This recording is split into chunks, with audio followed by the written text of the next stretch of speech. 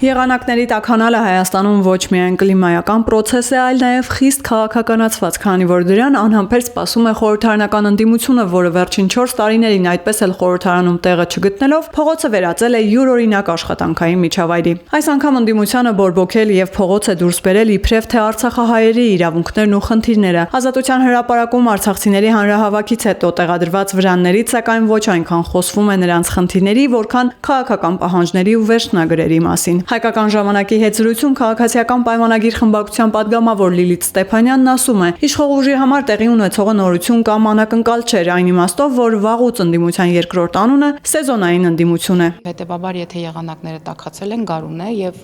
շատ հաճելի է Երևանի փողոցներում քայլել, զբոսնել ընտանիքի անդամների հետ, ընկերների հետ, իրենք այս ամենը վերում են քաղաքական դաշտ, այսինքն իրականում քայլում են ընկերների հետ, զբաղվում են, ժամանց ունեն, բայց օրինակ չեն հրաժարվում նաեւ 1-2 քաղաքական հայտարարություն անեն կամ որևէ ընդդիմադիր լրատվամիջոցի հարցազրույց տալ, որ տպավորություն լինի, իրենք քաղաքական ակցիա են անում։ Ես օրինակ այս երկուսը կառանձնացնեի ընդդիմության քաղաքական հայտարարությունները եւ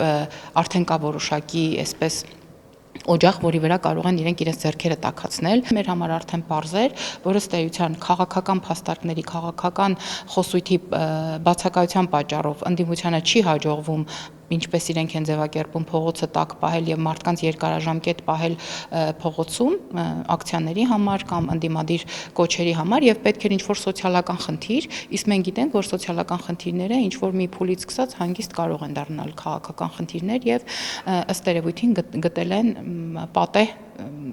պատճառ, այսպես ասած։ Պատգամավորը նշում է, որ ընդդիմությունը ձեռքերը տաքացնում է արցախցիների խնդիրների վրա, դիտարկմանը թե Ազատության հրապարակում վրաններ տեղակայած արցախցիները եւ որոշ քաղաքական շրջանակներ հայտարարել են, որ մինչեւ ապրիլի 15-ը իրենց հարցերի պատասխանները չստանալու դեպքում գնալու են կտրուկ գործողությունների, պատգամավորը պատասխանում է. Նախ ես խորհուրդ կտամ այն արցախցի այն բանախոսներին, ովքեր տաք են պահում, այսպես ասած, փողոցը եւ ովքեր կոչերով եւ հայտարարություններով հանդես են գալիս երբևէ Հայաստանի Հանրապետության կառավարության հետ վերջնագրի տեսքով չխոսեն,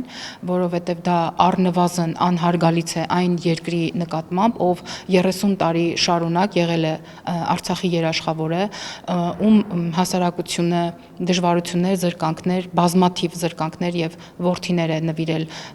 Արցախին եւ Արցախահայությանը, որպեսզի այն կանգուն մնա, հայկական մնա եւ այլն։ Գալով 20-ից հետո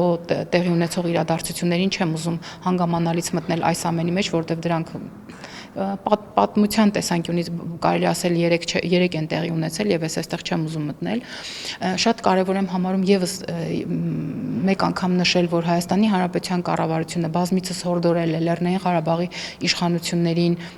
եվրոպական որևէ քաղաքում, որևէ մայրաքաղաքում հանդիպել Ադրբեջանի ներկայացուցիչների հետ, որպեսզի ընդհանուր հայտարարի կամ առնվազն գոնե սկսեն բանակցությունները,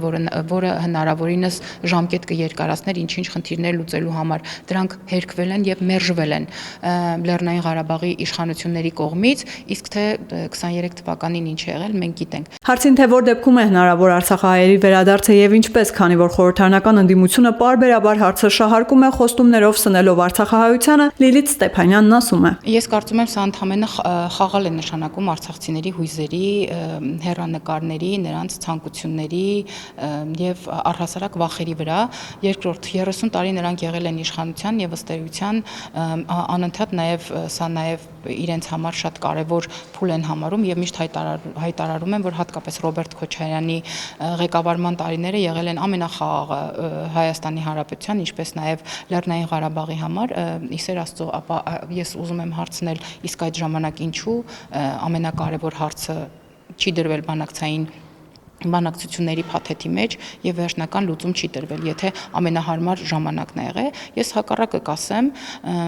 ես կարծում եմ, որ Ռոբերտ Քոչարյանի ղեկավարման տարիներին տեղի է ունեցել մի ճակատագրական սխալ, այն է Արցախը դուրս թողել Արցախի բանակցությունների սեղանից եւ սրանով պայմանավորված արդեն ինչ-որ շղթայական բաց թողումներ, շղթայական սխալներ են տեղի ունեցել։ Խոսելով ընդդիմության այն մեղադրանքների մասին, թե օրվա իշխանությունը խաղաղության պայմանագրով վերջնականապես փակում է Արցախի հարցը եւ իրենք իշխանություն լինելու դեպքում միանշանակ շատ ավելի լավ պայմաններով կգնային Ադրբեջանի հետ խաղաղության, Ստեփանյանը նկատում է։ Բազմիցս կարելի է նրանցից լսել, որ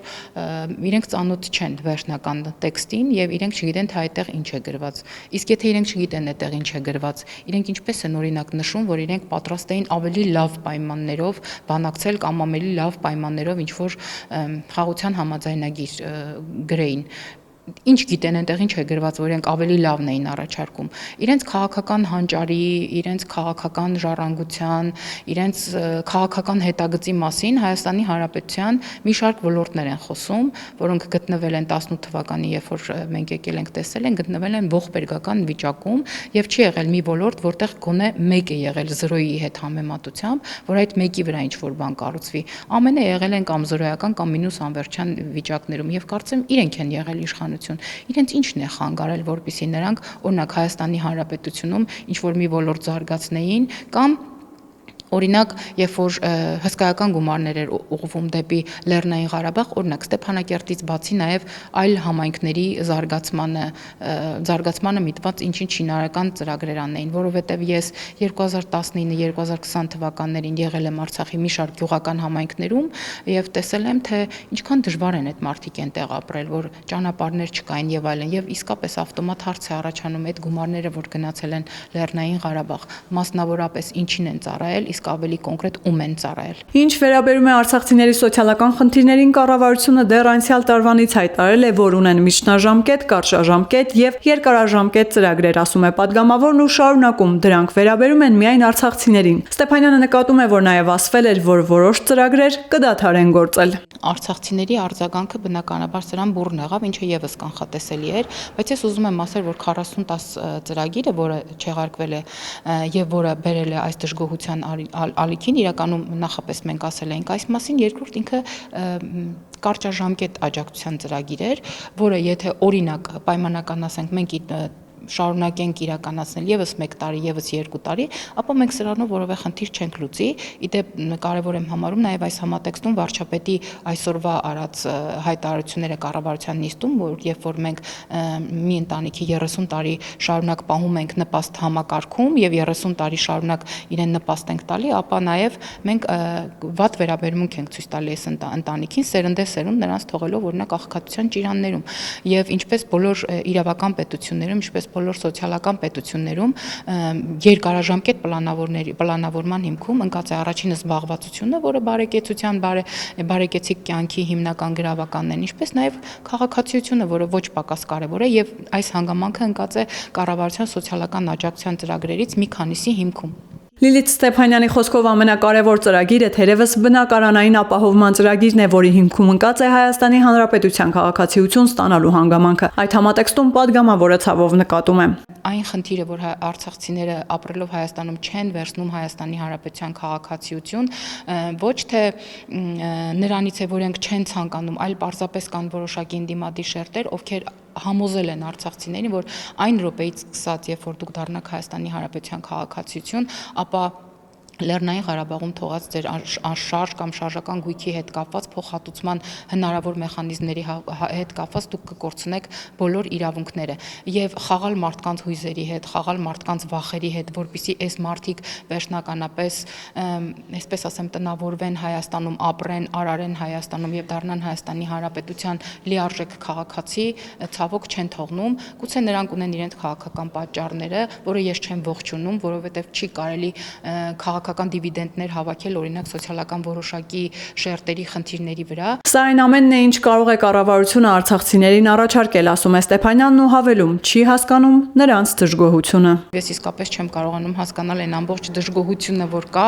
Հայաստանի Հանրապետության կառավարությունից կամ կառավարող ուժից։ Մենք շարունակում ենք խոսել օրինակ Ադրբեջանում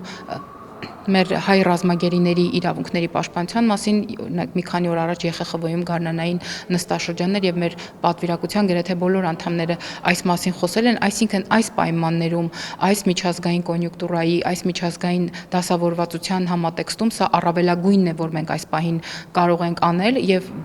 որպես սրան այլընտրանք մենք արցախցիներին առաջարկում ենք այն, ինչի խոսքում ես քիչ առաջ նշեցի։ Ես նաև շատ եմ ուզում, որպեսզի արցախցիները ունենային այնքան գիտակցություն եւ այնքան կարողանան հասկանալ, թե ինչ է կատարվում այս պահին Հայաստանի Հանրապետությունում, որպեսզի թույլ չտան քաղաքական որևէ շրջանակներին, ու մասնավորապես այս դեմքերի մասին բոլորը գիտեն, որպեսզի գան եւ իրենց սոցիալական խնդիրների վրա քաղաքական դիվիդենդներ հավաքեն եւ անցնեն առաջ։ Ճիշտ է, մենք հնարավորինս մեզ թվում է մենք հնարավոր